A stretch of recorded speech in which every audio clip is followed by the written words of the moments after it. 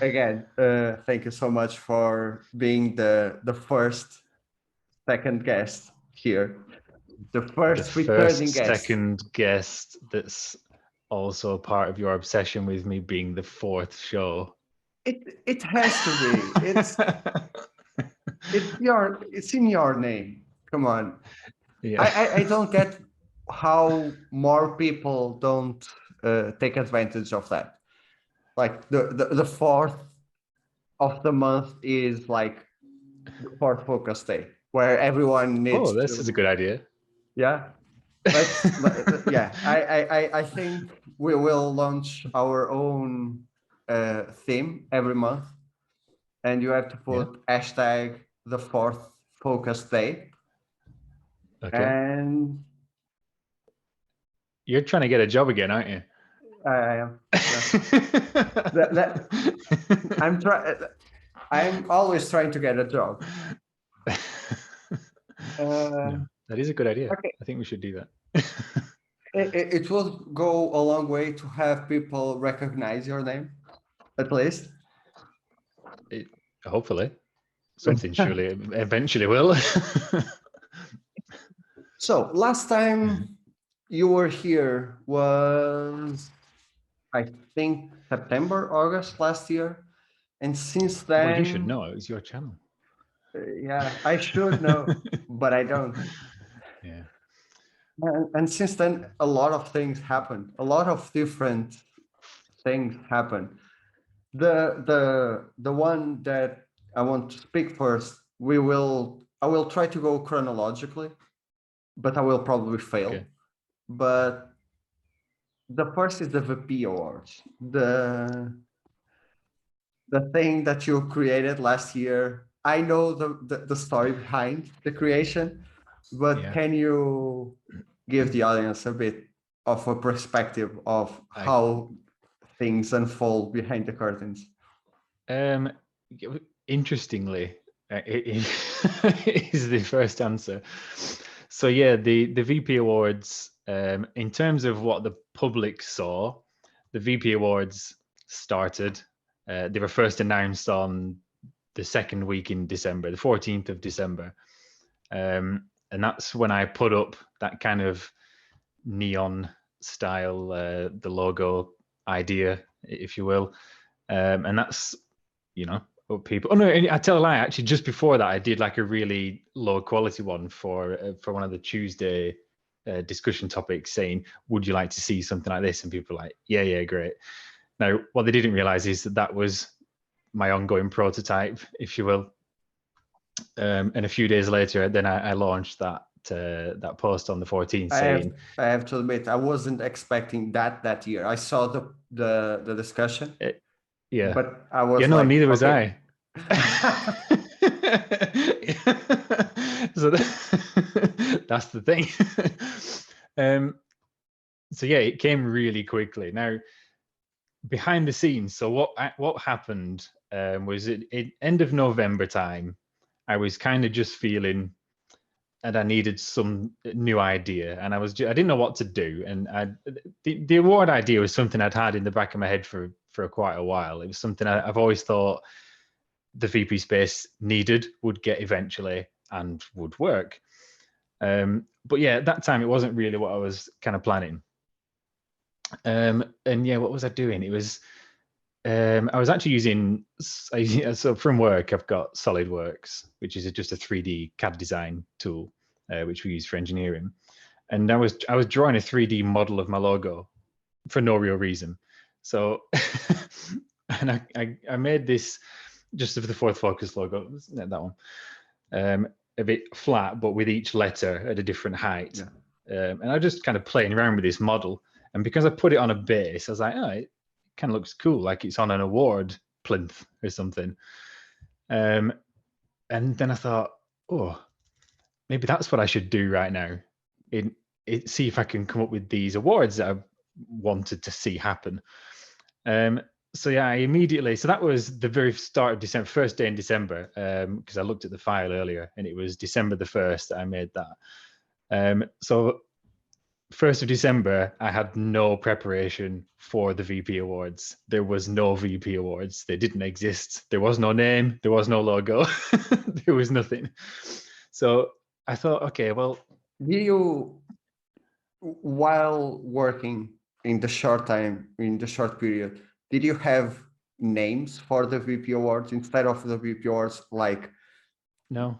Oh, something was like it the others? Oscars or the Emmys or something like um, that for? I did sort of trial a few of whether it was just going to be VP Awards, like some of the other hashtags I could use, VP Archive or VP Newsletter, because that's kind of caught on as a common trend now. A lot of people use VP whatever. I wanted to make it as simple as possible, so I didn't really want to go any much away from that. I wanted it to be obvious, really, what it was about. But the main question was whether have the the VP Awards or just VP Awards, and I just thought it sounded better with it. So yeah, I didn't have any other wild ideas for that. I didn't have time to. But yeah, I tried using SolidWorks again, and I thought, right, what do you need to run some awards? The main thing is an award. So I thought, if I can make something that looks good, or that I could maybe have 3D printed, that's kind of what I was thinking at the time, maybe I can run with it. And I tried in SolidWorks, and it looked bad. It was a really crappy idea. It didn't work. I had no inspiration from it. And then Alex, who runs TPM, the photo mode, the digital magazine, he said, "Why don't you try Blender, which is a rendering software? It's free." I was like, I mean, I've never done any rendering before, so I don't really fancy learning something totally new now. He said, "No, you should try it. It's not that hard." So I admittedly reluctantly installed Blender, and then on the 3rd or 4th of December, I made the first. It was actually holographic, like a hologram award, like a column. And I was like, well, it's better, but I still don't like it. So, so I was gonna I thought, yeah, I'll work on this for next year now. So, like you said, I wasn't expecting it until next year. Same, and yeah, so I was planning to just leave it, and then it was like maybe the 7th of December, so a week in. So we're now only 1 week away from when I announced the start, and that's when I came up with that the VP in neon and awards at the side. And all of a sudden, something kind of just clicked, and I thought, and I got that, and I got the name, and I was like, I think this can work. I've got something to go with now. And from that point on, so 1 week into December, 1 week away from the announcement, I just went fully committed to it, and just went mad on trying to get everything organized. So then it happened. I'm still surprised. How did you decide on? We actually chatted about this at the time, but we never spoke. How did you decided on the categories? How? You mean for the public entries? Yeah, for the public entry. Yeah. So I mean, because part of what I wanted to do was make it both industry focused, as in the awards for the best photo modes, and have it kind of a public entry, like a photography awards. So you see the World Photography Awards each year. I wanted to do something similar to that. Given the time scale, as in a week, to set it all up, I just made it fairly straightforward. So yeah, the categories are just not particularly imaginative, but similarly easy to enter, easy to interpret. So I wanted to make sure that it was just something that everybody could quickly take part in. In terms of picking out the industry side of it, that was a bit tricky. So I wrote down loads of different ideas for what I thought you could essentially award credit to. Best photo mode's the obvious one, and the category I think people before they saw the descriptions are most confused with was the benchmark award. Yeah. And that was just something I thought it's nice starting now, and I'm really glad I did start them when they did, just because I think by December this year, it would feel like we've missed a certain amount of stuff. Yeah. And yeah, so I wanted to acknowledge some of the stuff that's gone before, because obviously you give an award for things that have come out that year, but there's so much before it. So that was the idea behind the benchmark one. That will probably not run again because we don't need the benchmark every. Horizon won that, I get that. which I think was The fair. benchmark, it's more, it's not something for that particular year. It's more broad. Exactly. And I It's get something why that set the standard. So basically, it was Horizon 1, right? Horizon won it. It's the one and only, the war that no one can win again. It's only for Horizon. It was a one-off. Yeah, the inaugural and last. That's great for Horizon. Yeah, I get that. You got some of the, not as much in the beginning stage, but once you announce the winners, you got some attention from the devs. I noticed Insomniac for at least Insomniac for the photo mode, the best photo mode in Miles Morales. I noticed that some of the devs commented and were really happy to receive the award. Yeah, I mean that. Yeah, so that was really encouraging to see. Obviously, part of the reason for doing the industry focused awards was to sort of show back a certain amount of appreciation and to let people's voice come through, really, because it was a public vote, so they could, the nominations were there, but you could add any other nomination that you wanted. So the reason for that is obviously we want to let the people tell the developers what they like most and to praise the ones that they think are the best. So it's always good to know that those studios are seeing that, and for them to be excited by it, then brilliant. Obviously, it was only small this year, so maybe in the future they will be even more excited. The prestige of it hopefully will go up. But yeah, to have any of the studios and the community managers seeing that and sharing that is just yet another really positive aspect, another positive indicator for the way the VP is going for us, I think. Yeah. How many on the not industry side, the photographer side? How many entries did you had? Do you have those numbers? Well, I do. Not right now. Okay. It was. I mean, I've written this somewhere. I should remember. I mean, it was in the thousands. It was. Thousands. It was something not multiple thousands. It was something like 1,800 entries, I think, offhand, just by memory.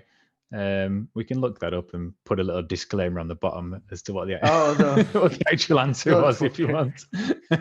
Don't worry about it. But I think it was around 1,800 entries. Yeah. And yeah, that was excellent to see, and huge variety, good quality as well. I mean, you've seen the winners, you've spoken to one of the winners already. Yeah.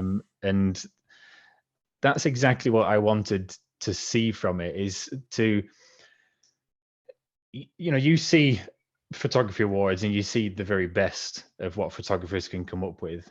So I know not everybody in the virtual photography space entered this, but a lot of people did. And the more people enter it, the higher that quality becomes.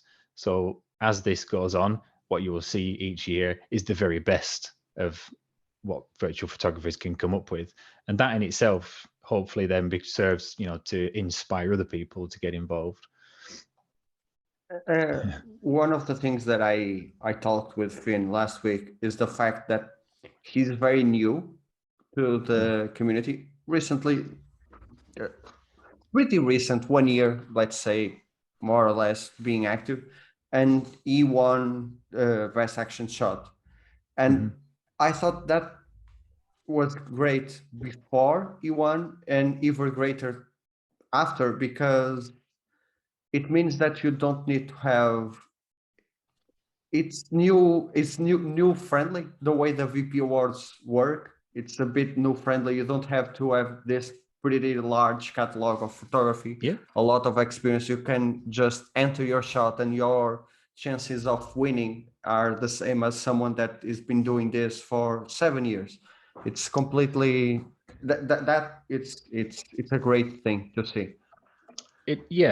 So I mean, you raise a good point there, because you do sometimes see concerns from some people that, you know, any kind of competitive element to this comes down to who's got the biggest following, who's got the most number of likes, and that absolutely this is what I said last time, number of likes does not matter. Yeah. It doesn't matter. It didn't matter one bit in this. And when I was reaching out to get people involved in this, so again, that 1 week period between, yes, I can make this work, and actually making it work. So I wanted to get a whole number of people involved. I wanted to get some of the community accounts involved, and I wanted to make that really multinational. So we had gaintographers from the States, we had TPM from Europe, and we had VP Context from Japan, just to really try and be really broad and inclusive on that. And then I had the executive, if you will, judges. And I approached a few others as well, and similar to how you found with series 1, not everybody says yes. So, you know, I got some questions. Why have you not asked this person? Why have you not asked that person? Well, I did, but they didn't want to do it, which is fine. You know, not everybody had the time to commit. So I had some saying, oh yeah, maybe, but not right now. So come back to me another time.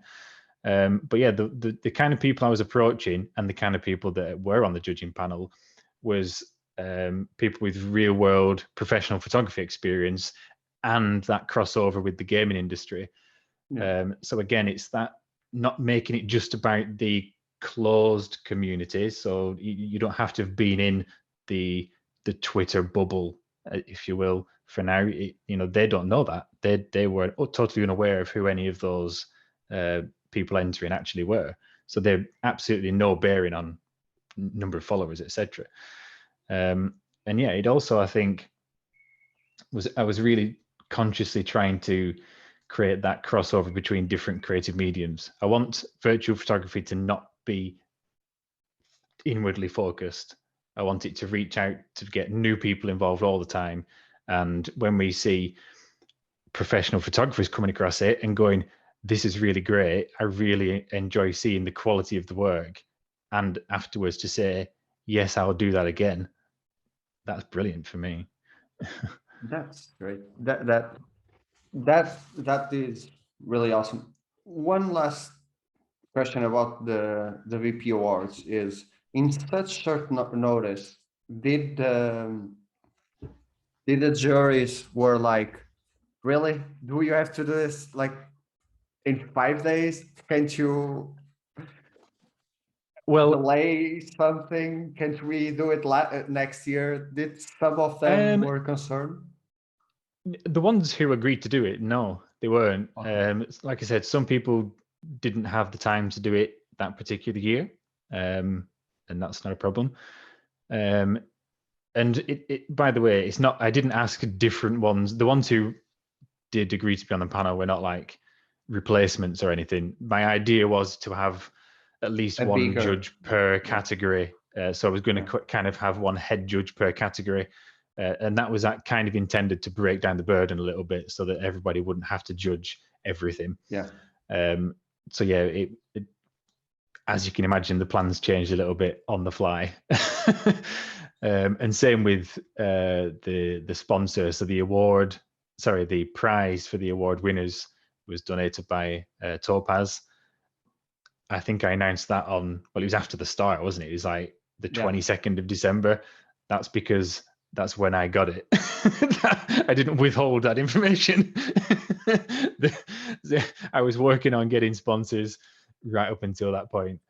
So yeah, they didn't.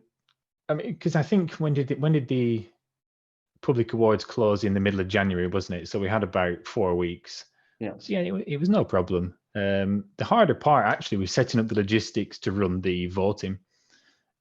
I saw the public awards as a photo mode contest in terms of the back end, the way I was going to run it, and I've done that before with you, as you know.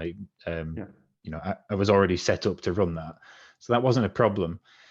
Getting a website built where I could have that form where it worked properly, everybody could click through and test every page, test every eventuality. What happens if somebody doesn't click this one? What if they press the wrong thing? What if they press back here? That was actually the real challenge, getting that done in time. Really?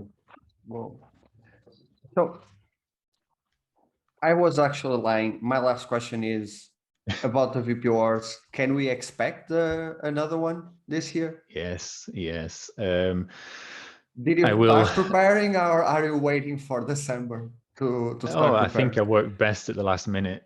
Okay. No, I will. I haven't yet, but I will start preparing earlier this time.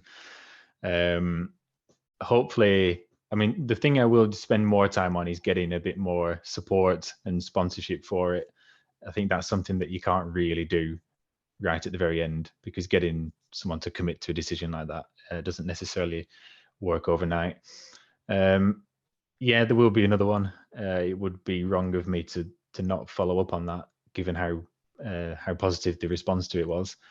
I will definitely regret it while I'm trying to run it. When I started those, I thought I saw that design. I thought, yes, that's it. I can go with this now. And as soon as I did, I thought, well, what have I done? This feels horrible. And I had a real burden and responsibility. I've got to make this work now. I've got to follow through. So yeah, it'll happen That, again. strangely enough, that's how I feel about this show. Every time I start a Yeah. new season, I'm like, what have I done?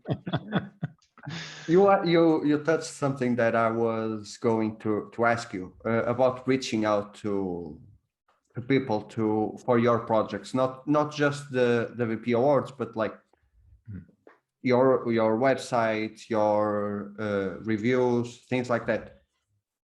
Is it we talked about this before, but is it easy to reach out to the people in charge of those kinds of partnership, or it's really hard, and you are, every time that you manage to talk with someone, you lost a huge amount of time trying to even reach out to them, let alone receive an answer? Um, yeah, I mean, it's easy in terms of what you have to do. Just attempting to get in touch with someone isn't difficult, but yeah, getting hold of the right person. So you mean like getting in touch with people, representatives of studios, etc., that kind of thing? Is that what you mean? Or Yeah. like receiving the sponsorship from Topaz for the VP Yeah. awards, things like that.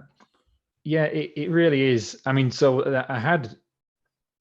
I won't mention them just in case it does come through in the future. But as another attempted sponsor for the awards, I had contact with another company, and the particular contact was super enthusiastic, and I thought, "Yeah, brilliant, this is going to come through," and it just didn't go anywhere. So they obviously didn't have they had the enthusiasm for it, but they didn't have the control behind the scenes to make it happen. So every time they tried to pass it on to who did have that power, it stalled. So that's kind of a good example. Yes, it was easy to get in touch, but it wasn't easy to get the right person involved, and that's usually the trick. The same with the contests that we've done with studios. It's not just getting hold of someone; it's getting hold of the right person. And at Yeah. least when you've got community managers in place who are willing to engage, that immediately becomes easier. But yeah, it's But a I lot of have a things do go feeling out with no response. I have a feeling that some community managers have more decision power than others. I don't know if this makes sense, but some people are only in charge of the social media, Yeah. and others are like in charge of everything. And once you reach out to that person that is in charge of everything, it becomes easier. Uh, my Yeah. experience, our experience with, my only experience is with Santa Monica, and that worked perfectly. But Yeah. I mean, Aaron, who we dealt with at Santa Monica. He's now at Square Enix. But yeah, he was much more than just a community manager. Yeah. So he was able to do more with us. But some studios or companies might have a team of people who run the Twitter account and the Instagram account, and they may even be recently interns at some places. the newest edition for Insomniac received Mhm. a retweet from Insomniac, and All right. and people in the comments were like, "Are you retweeting yourself?" Yeah. No, it's a team effort, and that's the thing. Many people don't understand that many of these dev pages are team efforts instead of Mhm. just one single person behind it. Yeah. So the VP Awards, the reaching out to devs come last month, I think, London Games Fest. London Games was in March. March. We Yeah, are in that May. We are in May already. we are in May today. Yeah, I know. Yeah. Which reminds me, I need to do another archive hour roundup post. Yeah. Time, where is it going? So yeah, the London Games Festival was in March. Yeah, what do you want to know? This one, did you reach out to the London Games Fest, or did they reach out to you? Both, actually. So yeah, I got in touch with them several months ago, because they originally announced that they were going to do a virtual photography challenge for last year's London Games Festival, which never happened because of lockdown. Because normally it's a real life event in London rather than an online event. So I'd reached out ages ago to say, "Oh, I've seen that you've mentioned plan that you were going to do this," and just really offering support and asking what they were planning to do. Really, at that point, they said, "Oh, really glad you've got in touch, because we were just about to get in touch with you." So that's why I said both, because they were planning to anyway. I then they said, yes, okay, so we'll send you some kind of plans of what we're hoping to do with this, and we'll be in touch again. And then I heard nothing for a long time, actually, several months, and I thought, I wonder what's happening with this. And then all of a sudden, in March, the start of the month, they got back in touch saying, all right, yeah, sorry, this kind of keeps slipping down, but yeah, we're going to do it. And essentially asked if I would be willing to take part in the discussion panel that you saw at the opening for it. Yeah. So that was their idea. It was their idea to run the challenge. They didn't really know how well it was going to go, because this is that kind of example of external interest. The growth of virtual photography, as we see it, is starting to include more areas, and they're turning and seeing this really great art form going on, and wanting to get involved themselves, wanting to celebrate it, wanting to create some buzz around it themselves. But they didn't necessarily know how well that was going to work. And I totally understand that, because you get the same with any event you run.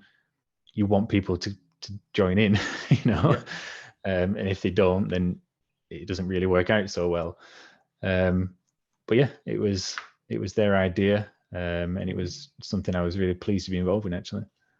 Did it go well with the number Yes. of Yeah. entries? So again, there was I think you see, I read this out, didn't I, in the roundup thing? I forgot. I'll have written it somewhere. In this book. But yeah, they had like a couple of thousand entries, I think. Where is it? Don't worry about it. But it's But every time a new challenge comes up in the virtual photography community, everyone is very excited about it. and having the London's Game Fest. I, for one, very rarely do challenges, do anything, and I jump into this one because it was so refreshing to see someone from the outside, someone that has nothing to do with VP. And we are seeing more and more of people that don't necessarily have a connection with even the games industry, but have looked at some pictures and seen the potential behind that. And now Red Bull. Well, actually, before we leave the London Games Festival bit behind, because part of what they wanted to achieve with that was indeed to reach out to a new audience. It wasn't just a new audience for them, as in it wasn't them trying to take hold of the VP community as it is. Obviously, the London Games have been running their festival for a number of years, and they include all different activities and things. Now, so what they wanted to do was not only take the VP audience to them, but to take virtual photography to their audience, if that makes sense. So, you know, there's people who they had a huge number of game developers. They do a lot of work with indie developers. So you might start to see some more, you know, we've got huge support in terms of photo modes coming from like the big Ubisoft titles and from PlayStation titles. Not necessarily always the case in some of the indie titles.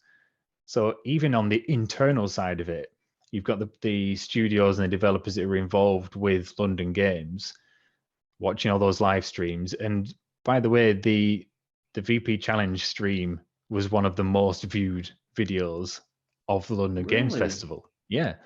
You know, the chat on it was really super active. They were thrilled to see the amount of response that came from it. So I said it at the time, thanks to everybody who joined in, who took part and made it quite, you know, a vibrant activity, because that means it will probably happen again now. Whereas if nobody got involved, then it might not have happened again. So yeah, that they are hopefully bringing in more interest, and it will only help things grow. That's awesome. That's really, really cool. Whoa. Yeah. More indies with photo modes will be, it's necessary. Right now, I'm kind of tired of seeing the same games over and over again. And I'm to blame for this because I do a lot of an indie game called God of War, a very small one. It's I've not a heard of niche. that one. Yeah. Yeah, but I'm tired. Like I now go gaming backlog, new game, a new game release, game with photo mode. That's how I'm running my schedule of gaming. And every time I come to game with photo mode, I see myself this again. I it used to be that I was pumped to play that game, but for playing like God of War for the 5th time, it's tiresome. The sequel can come soon enough, but it will be really awesome to go scroll down Twitter and see other like smaller games with photo modes, like what we saw with Bound, for instance. Bound is a and it got hugely popular with the VP community. And I know other indies have photo modes, but didn't break as much as Bound did. And that type of feeling, I think it would be really cool to see. And I'm glad to know that the London's Game Fest helped a little with that. I really agree. And I also hope that people are able to have the confidence in some ways to actually use those games, because there's that temptation, isn't there, to you have to only go with the biggest, most popular game of the time, because if you post pictures from some small game that nobody knows about, then your posts aren't going to get seen as much. I understand the thought process behind that, but I really would like everybody to go with, if there's a game that you just really connect with and really inspires you to create something and has a totally unique style, I would much prefer to see that person do their work with that, even if they're the only person on the whole virtual photography scene doing it, rather than being just another one who's taking similar pictures of whichever the latest blockbuster is. So yeah, I really enjoyed. Sorry, go on. I had that small feeling with Demon Souls. I started posting Demon Souls, and comparative in comparison to my other shots, they didn't receive any interactions at all. But it was so refreshing because my favorite style of game is the Souls style of game. So photographing Demon Souls was really, really fun. Like, it was different. Like, in your review for Mortal Shell, you talk about the opportunity of taking pictures that it doesn't present itself with Mortal Shell because the game is so hard. It's something, I don't know the exact words that you said, but it was something like that. And I felt that with Demon Souls a little. Like, I was so focused with not dying that stopping the game to take the photo was hard enough. And that was really, really cool to experience, that I didn't care the huge amount of likes or the reception it would have on Twitter. I end up posting most of my shots on Twitter just because I had so much fun shooting that game. Yeah, I mean, and that will have a knock-on effect on, your creativity in the long run. Because if you just do something that you've got bored of and that will get a positive response, but not necessarily because you're interested in the shot, then your work becomes boring. And that in turn will inspire the viewers. You might still get a lot of interaction from it just purely because that's the way the social media algorithms work, in that gets shown to a million people, and then the knock-on effect is loads of likes. But did they stop and think about it? That's to me the key factor behind the best pieces of art is not just how many people clicked a button without actually stopping to think. It's how many people, even if they don't interact visibly, if they stopped and looked for a while and it made them think about something, that's what the best pieces do. And you won't do that if you're just doing stuff because you're in a routine. You need to get inspiration, fresh inspiration.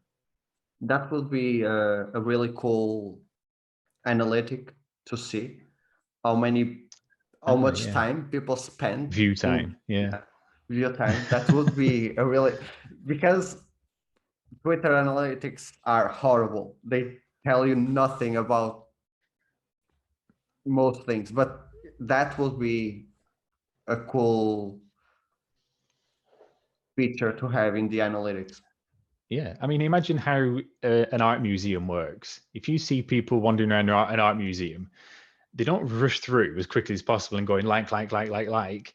They stop and look and think about the pieces that they like the most, don't they? So social media is great for outreach and for getting people in contact with one another and for generating this community interest, but it's just flawed, really, in the way that we actually interact with the artwork. But there's more platforms coming. Hopefully. Now with TikTok, you see 6 I didn't mean seconds that or one. 5 seconds. Yeah, I know. I was just thinking about the what you said, like it's basically TikTok right now. You watch it for 30 seconds and you scroll and forget about it. It becomes kind of mindless, doesn't it? Yeah. Our attention span it's going to the trash. So now can we talk about Red Bull or? Oh, I don't know. Yeah, go on then. I was really, really, really excited excited to the point of my eyes watering out when I saw the Red Bull challenge.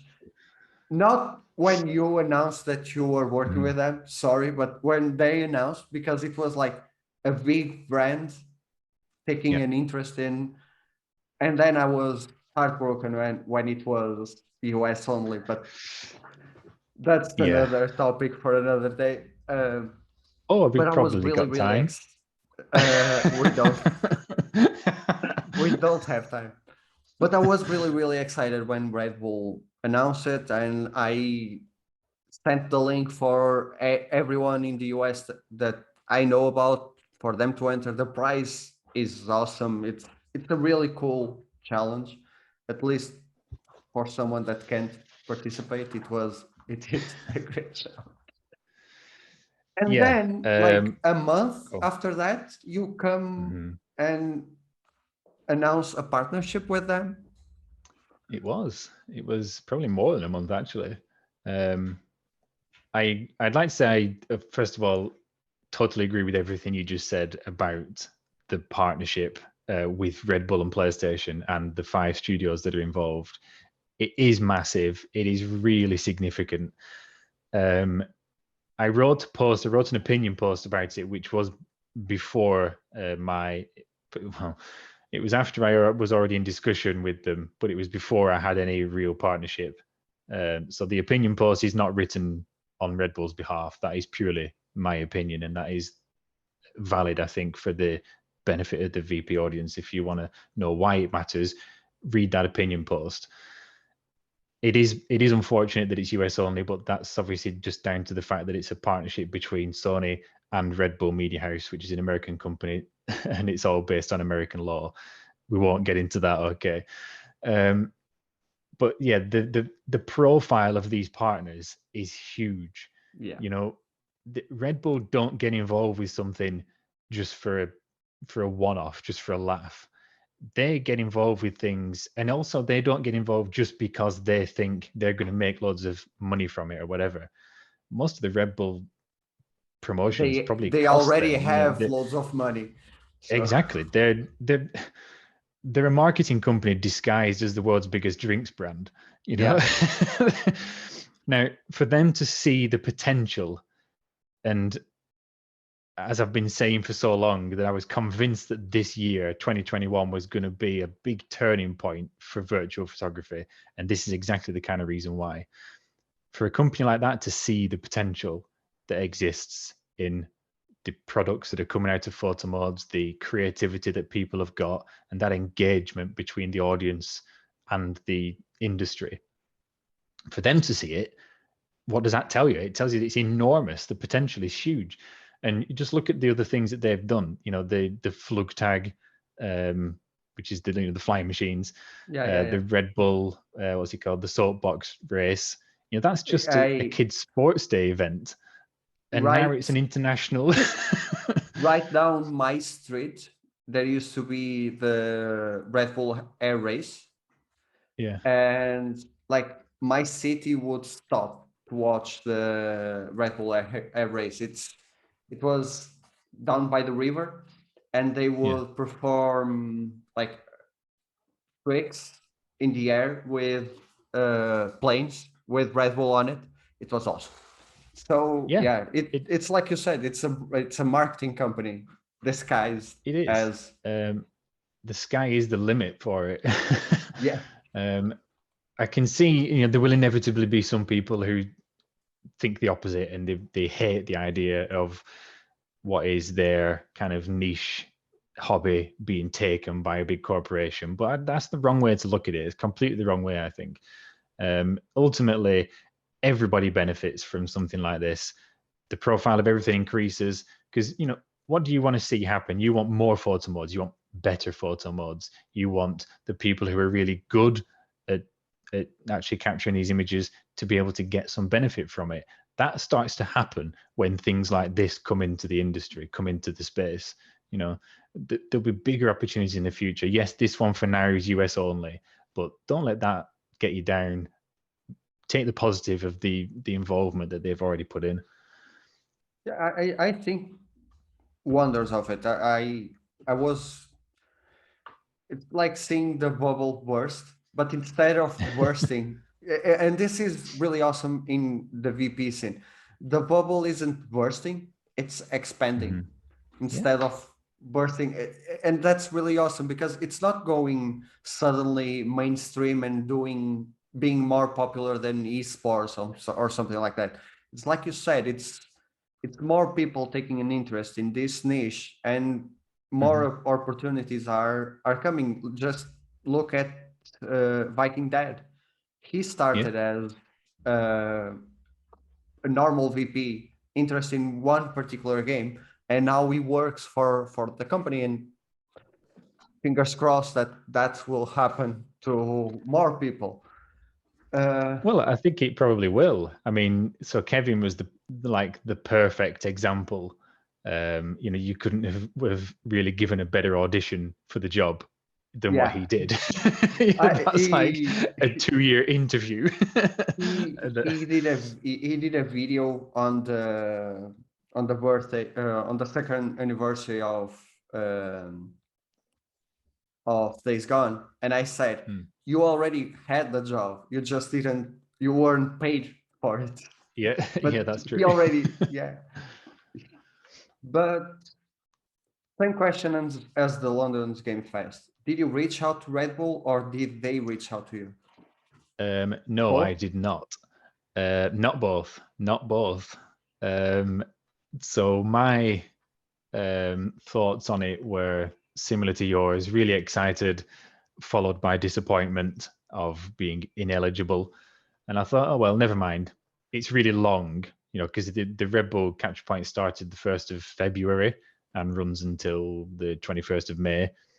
So I thought it's really long, so I'll just write something up about it. So at the very least, I get some interesting content for the blog, and that genuinely was the extent of my thoughts. So I was planning on doing something like that opinion piece, and that was about it.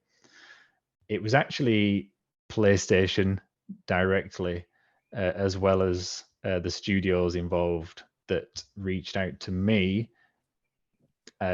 asking whether they could put my name forward to Red Bull for a potential partnership. I think your stream's frozen. Okay, we are actually out of time for a long time now. But whoa, Yeah. that's awesome. That's a big payoff for Yeah, years it and is. I years mean, of doing what you do to be. I think validation is a good word.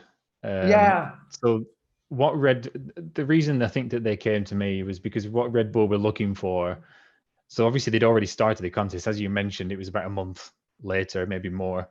And what they were looking for was content creators to actually do kind of educational stuff, like the two posts that I've just those two editorial posts that are on the Red Bull page. Is specifically the kind of thing they were asking for, that they wanted stuff that was going to educate new people who, because they're expecting to, again, like London Games, reach a completely new audience as well as engaging the existing audience. So they wanted to encourage people to get involved, so that you don't think, I'd like to be involved in that, but I don't know how. So it was letting people see what exactly this is and how you could pick it up and try it yourself. So that's, I think, the reason that they came to me, because obviously that means that the written content that I spend most of my time doing is being seen, is being appreciated within the industry. And that's brilliant. That's exactly what I was always hoping for. So yeah, definitely validation of the time and effort I put into that. Yeah.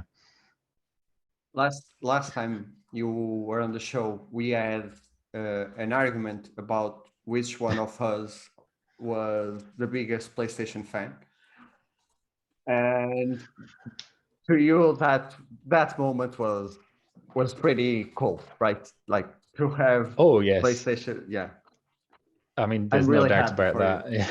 Yeah. I'm really Thank really you. happy for you. I still have no tattoo or anything though, but So you have to get one now. Like across like the whole arm, like just it's not even the buttons, but the brand PlayStation across the arc. It's mandatory now. Yeah, but that pretty much sums up everything that I had to ask you about. Where can people find you? TheFourthFocus.com. If you want to see the written content, obviously, and obviously Twitter is my main social platform. I do have an Instagram account, but it's really not much more than a kind of nice mosaic at the minute. I'm not on any other things. I'm not a fan of TikTok or anything, but Sam, my partner, is trying to set up a TikTok account for me, and I was like, no, I don't get it. Don't. I uninstalled a TikTok this week. I uninstalled TikTok. I got tired of it. Yeah. So yeah, that was it. A pretty awesome time with Mick, and I will see you all next week. Bye. Cheers, bye.